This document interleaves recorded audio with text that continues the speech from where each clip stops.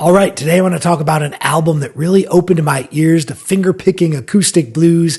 This is an album I picked up when I was taking guitar lessons from a guy by the name of Andy Cohen.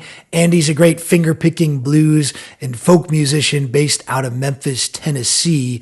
And at the time, Andy told me, Eric, if you can listen to the music of Mississippi John Hurt and figure out what he's doing, phrase for phrase, measure per measure, note for note, you'll have a really great foundation basis in the finger-picking acoustic blues.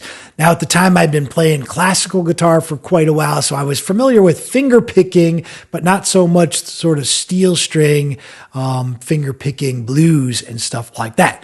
So I went out to the local record store, and I started looking through the record bins, and I found this record here, Mississippi John Hurt Today on Vanguard Records, and right away I'm taken with this just really beautiful, simple picture of Mississippi John Hurt on the cover, and the music does not disappoint. It's got a really sort of gems, diamonds of his repertoire on this album. It's got 12 tunes, basically 6 per side.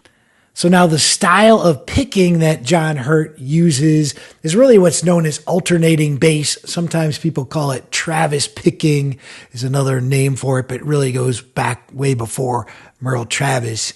John Hurt, he just has this consistent way of playing where when he plays, a particular chord, a C chord, an E chord, an F chord, he tends to use the same bass patterns.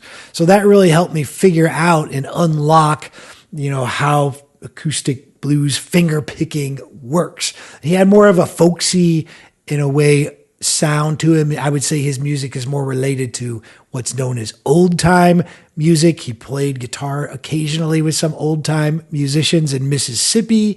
And so his style is much different than more of the, I guess what I think of as like the raw Mississippi style, like Charlie Patton or Tommy McLennan or John Lee Hooker. Those are very different. That's a very different sound than Mississippi John Hurt.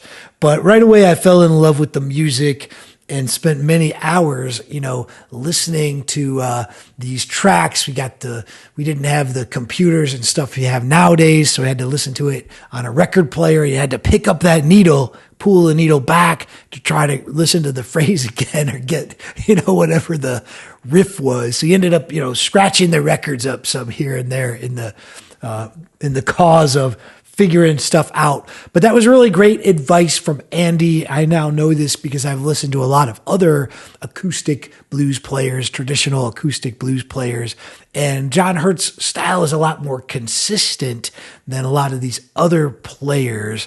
And so it's a really good way to get a foundation in this style.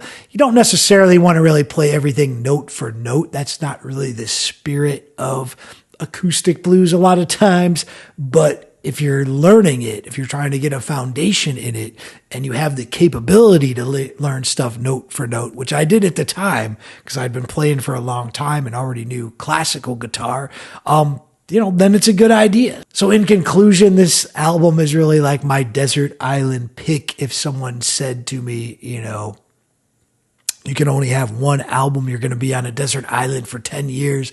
This is probably the one I would pick. I hope you get to listen to it. Hope it brings you much joy and knowledge as it's brought me over the years.